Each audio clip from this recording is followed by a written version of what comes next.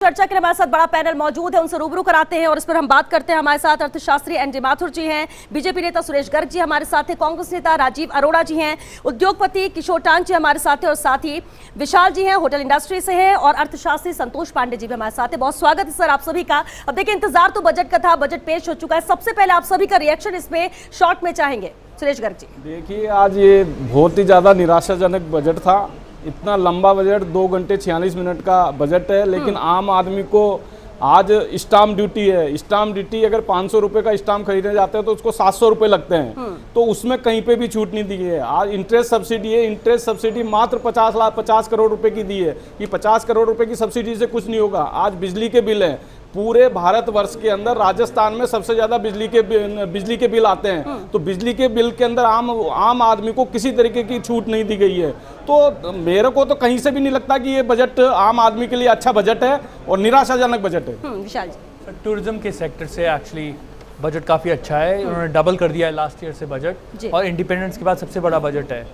Tourism 15% GDP growth पे देता है राजस्थान के, तो मेरे ख्याल से तो बहुत अच्छा बजट है हमारे एंगल से, टूरिज्म के एंगल से। बजट में मुख्यमंत्री की दूरदर्शिता झलकती है और अनुभव भी झलकता है। काफ़ी रियलिस्टिक प्रैग्मेटिक बजट लगता है। लेकिन एक बात मुझे लगती है कि जैसा कल मैं इस चैनल को ही सुन रहा था और पांडे साहब बोल रहे थे कि बजट एक बैलेंसिंग एक्ट है। एक तरफ से लिया जाता है, दूसरी तरफ दिया जाता है। जब 3.25 घंटे मुख्यमंत्री जी बोले तो लगभग 2 घंटे और 30 मिनट तक तो सिर्फ जहाँ खर्च होगा उसकी बात थी, पर जहाँ से पैसा आएगा इसकी बातचीत 10 मिनट में सलट गई और कोई टैक्स नहीं लगाया गया। तो आखिर पैसा आएगा कहाँ से? और अगर हम बोरोइंग्स लेंगे तो इसका बैलेंसिंग मैनेजमेंट के बारे में क्या रोड मैप है, इसकी कोई चर्चा नहीं। बिल्कुल राजीव अरोड़ा जी, क्योंकि अभी मुख्यमंत्री जब कह भी रहे थे, बहुत चीजों को उन्होंने एक्सप्लेन करके भी कहा कि कैसे फायदा होगा, और जादूगर की जादूगरी है, और ये जादूगरी का इंतजार ही सबको था क्योंकि पैसा है नहीं, आएगा कैसे और क्या कुछ देंगे मुख्यमंत्री, जिस तरह से घोषणा की। क्या नजर आया आपको इस बजट का? रिकॉर्ड ही नहीं तोड़ा है, ये रिकॉर्ड ऐतिहासिक बजट है जी। मेरे ख्याल से इतनी विषम परिस्थितियों में, कोरोना काल से जब पूरे देश की और पूरी दुनिया की इकोनॉमी हिल रही है, उस समय इतना सार गर्भित ऐसा परफेक्ट बजट जो समाज के हर वर्ग को छूता हो, हर जगह जो कोरोना के घाव हैं उस पर मल्लम लगाने वाला कोई बजट हो सकता था, तो वो अशोक गहलोत की जादूगरी से हो सकता था। और इसको दुनिया के अंदर लोग कायल मानेंगे। इस बजट को देखने के बाद दूसरी राज्य सरकारों को इससे प्रेरणा लेनी पड़ेगी कि कैसे किसान, कैसे महिला, कैसे अल्पसंख्यक, कैसे युवा, कैसे बेरोजगार, किस तरीके से उन सबको संतुष्ट करा जा सकता है। और मैं एक बात का जवाब देना चाहता हूँ। अभी कहा गया कि बिजली के बिल के ऊपर राहत नहीं दी गई। मेरे ख्याल से बजट सुना नहीं ध्यान से। बजट में साफ तौर से कहा गया है कि जो लोग 50 यूनिट एक महीने में खर्च करते हैं, छोटे जो उपभोक्ता हैं, लगभग 50% ऐसे BPL परिवार से कम आते हैं, ट्रस्टों को 1 महीने की जगह 2 महीने के अंदर बिल मिलेगा। ये निश्चित रूप से एक बहुत बड़ी घोषणा है। और क्योंकि मैं पर्यटन विकास निगम का चेयरमैन रहा हूँ, आज तक के राजस्थान के इतिहास में पर्यटन को इससे बड़ी सौगात नहीं मिली। पिछली बार 100 करोड़ की घोषणा मुख्यमंत्री जी ने करी थी, अब के 500 करोड़ रुपए की उन्होंने घोषणा करी है एक्स्ट्रा। और उसके अलावा जितना डिटेल उन्होंने पर्यटन पे बताया है, ये माना है कि इस प्रदेश के आर्थिक विकास की जो इंजन की जो धुरी है वो पर्यटन है। इसको मानते हुए उन्होंने बजट पेश करा है। MSME को उन्होंने छुआ है, व्यापारी को छुआ है, जयपुर के रियल एस्टेट को छुआ है, जयपुर की जेम्स एंड ज्वेलरी को, जेम बोर्ड्स को इन्वेस्टमेंट प्रमोशन में डाला है। आने वाले समय के लिए जो घोषणा करी गई है, निश्चित रूप से क्रांतिकारी, ऐतिहासिक और विकासशील बजट है। बिल्कुल चर्चा को आगे बढ़ाएंगे, लेकिन प्रदेश बिल्कुल कोई अरमान पूरे नहीं हुए, पर ये जरूर है कि सरकार ने जो घोषणाएं की है वो पैसा कहाँ से आएगा?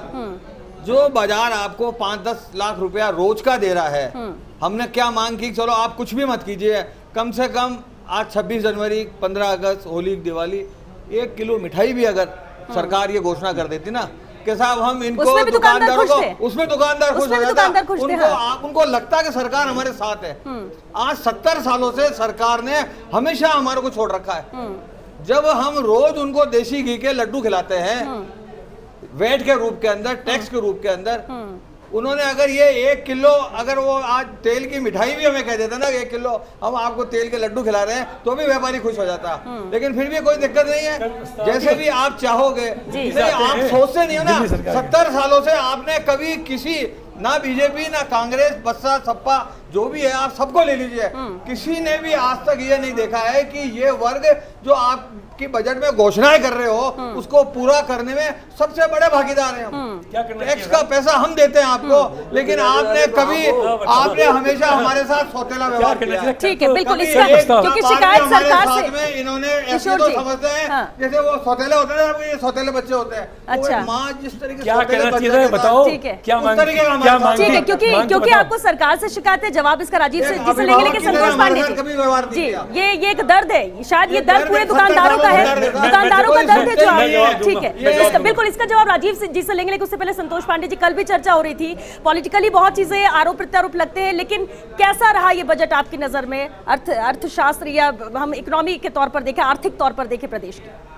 देखिए साहब, बजट के बारे में कुछ भी कहना बड़े असमंजस की स्थिति वाली बिल्कुल बात सर, यहाँ हो पर रही है। रुक विधायक अशोक लाहौर जी, बजट में क्या नजर आया, जी हाँ। अच्छा या कमियां? देखिए, बजट में जिस तरीके से पेश किया गया है, एक तो जो है अगर अर्थशास्त्र की दृष्टि से देखा जाए, आर्थिक दृष्टि से देखा जाए, तो कोई एक राज्य की पूरी पिक्चर प्रस्तुत नहीं करता है।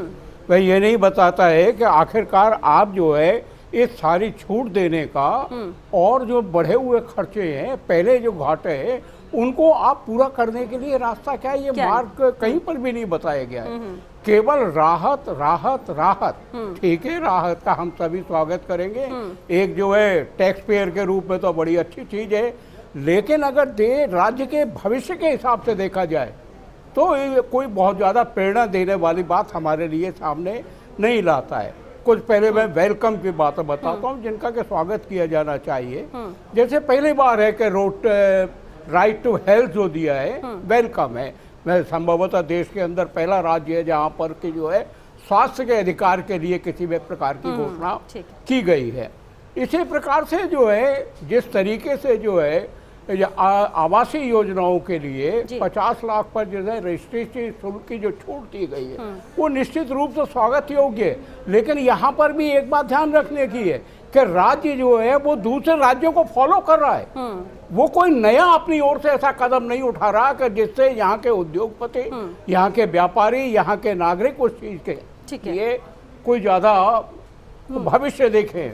इसी प्रकार से अगर आप इसमें देखें तो इन्होंने और जो नए कदम उठाए हैं वो स्वागत योग्य हो सकते हैं। 910 करोड़ रुपए की राहत देने का तो मैं स्वागत करता हूँ।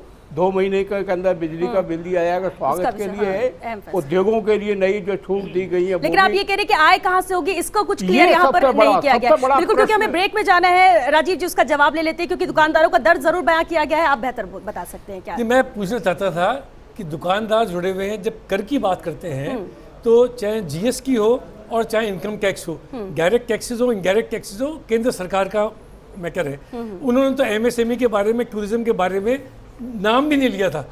पूरे बजट के अंदर 5 नाम लिए, वो लिए आसाम का, बंगाल का, तमिलनाडु का, केरला का, जहाँ पे चुनाव आने वाले हैं, कहीं जिक्र नहीं था।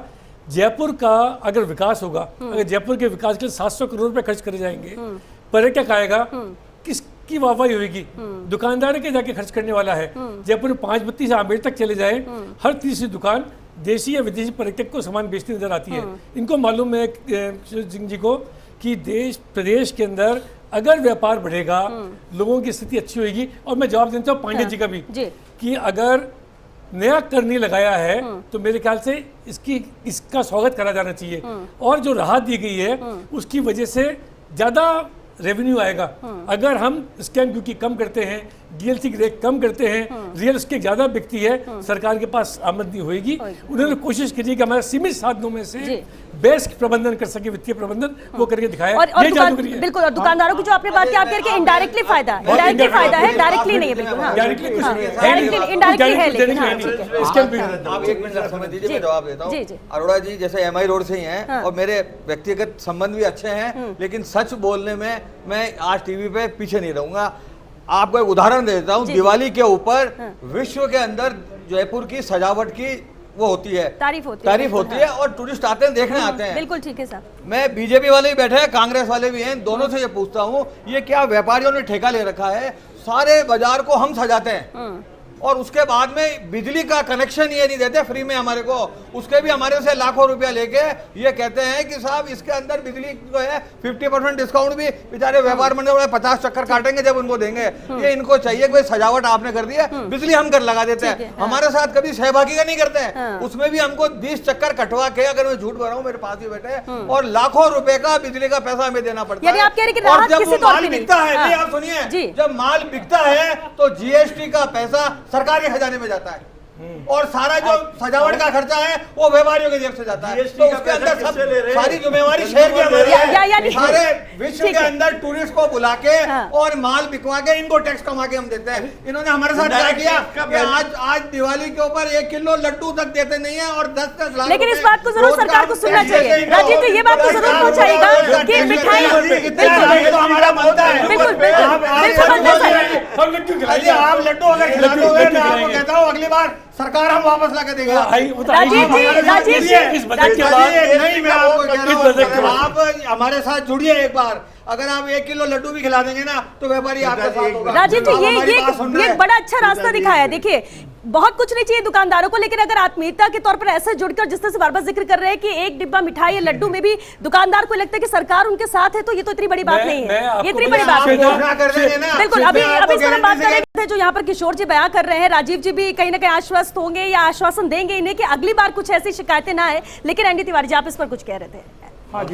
तिवारी जी एनडी माथुर जी माफ कीजिएगा, एनडी माथुर जी देखिए जो जीएसटी का बोझ है वो आम आदमी पर है, कंज्यूमर पर है, उद्योगपतियों पर नहीं है। जो बार बार कह रहे हैं कलेक्शन जो जा रहा है कंज्यूमर से जा रहा है, इन पर नहीं है वो बोझ आम आदमी का। हाँ लेकिन वो उनका बार बार कहना पहले भी, क्योंकि देखिए हर बार जब मुद्दा आता है बिजली का बिल बढ़ना हो, कोरोना के टाइम पे भी जो बातें हो, बार बार कहना किशोर टांग जी का एक ही बात है। और क्योंकि दुकानदार रो की आवाज बनकर वो यहाँ पर बैठते तो उनका कहना है कि कुछ भी नहीं किया जाता। अब ये तो बड़ी समस्या है कि अगर हर वर्ग को साधा जाता है तो दुकानदारों को क्यों नहीं बिल्कुल बिल्कुल। लेकिन आपने हाँ ये बात आपने कल भी कही थी जब हम उम्मीदों की बात कर रहे थे, लेकिन आप कहते होना चाहिए, कुछ चीजें मानते हैं, लेकिन फिर भी आप पहले ही नेगेटिव हो चुके थे और वही हुआ। आप कह रहे हैं आपके अकॉर्डिंग हमारी दूरदर्शिता है, हमें पहले मालूम चल जाता है, सीजन आने से पहले दुकानदार अपना माल खरीद लेता है। आप बताओ कि ये घोषणा होती है बजट में कि दिवाली पे या होली पे व्यापारियों को कुछ देंगे, ये घोषणा नहीं। आपने अभी 1,000 की घोषणा की किशोर सिंह जी, मेरी बात सुनो,